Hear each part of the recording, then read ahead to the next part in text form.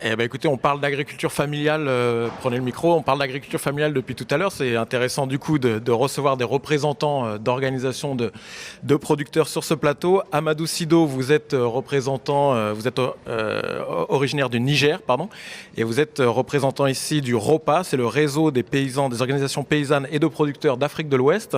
Et avec nous aussi Dao Tehan, qui nous vient du Vietnam, et où vous dirigez le centre de recherche des systèmes agraires.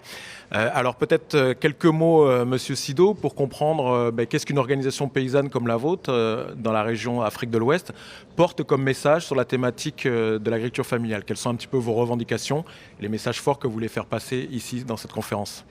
Je vous remercie. Avant d'arriver là, je vais expliquer un petit peu comment nous sommes organisés. Je représente ici ROPA. ROPA, comme vous l'avez dit, c'est donc un réseau des organisations paysannes de l'Afrique de l'Ouest. Et elle est structurée avec des membres comme des plateformes des pays membres. Et ces plateformes elles-mêmes, elles ont à leur sein des organisations paysannes où sont représentés donc tous les producteurs dont dispose notre pays. Voilà pour expliquer un peu la structuration.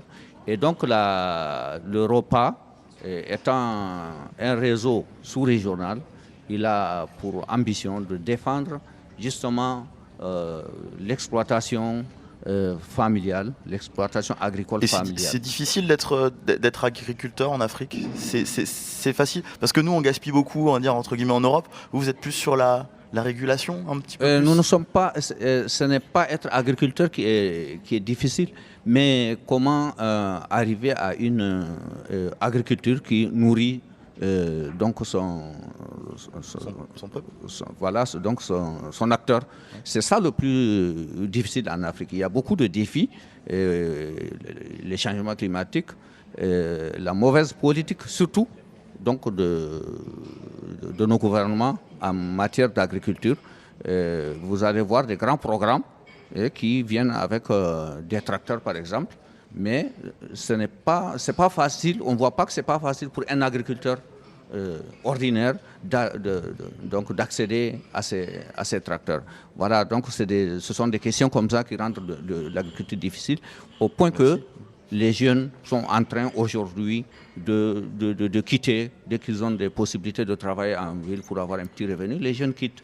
Voilà ce qui est en train de désorienter l'agriculture familiale en Afrique. Entendu, donc un problème de désaffection, effectivement. Monsieur Tehan, est-ce que vous êtes confronté aussi au même type de problème au Vietnam, de désaffection des jeunes pour le métier de l'agriculture? Oui, en fait, au Vietnam, nous avons une agriculture très intensifiée, basée sur l'agriculture familiale depuis 25 ans. Nous sommes exportateurs mondiaux de riz, de café, de caoutchouc, de noix de cajou, etc. Mais la condition, c'est de plus en plus difficile pour surtout le revenu de plus en plus bas. C'est les conditions de vie des personnes qui travaillent, qui font vivre l'agriculture. Le revenu pas qu'à travailleurs de plus en plus bas, parce que le prix d'intrants, le prix de travail augmenté avec l'industrialisation. Et pourquoi? C'est parce qu'on paye moins cher, après on achète moins cher les produits? C'est parce que comment ça se fait qu'ils vivent de moins en moins bien puisqu'il y a plus en plus d'activités? Oui, en fait, le prix d'intrants est plus élevé, mais le prix de vente sur le marché mondial de riz, par exemple, c'est très bas. Donc, le revenu, c'est inadéquat pour les jeunes. Donc, c'est quand même difficile d'attirer, de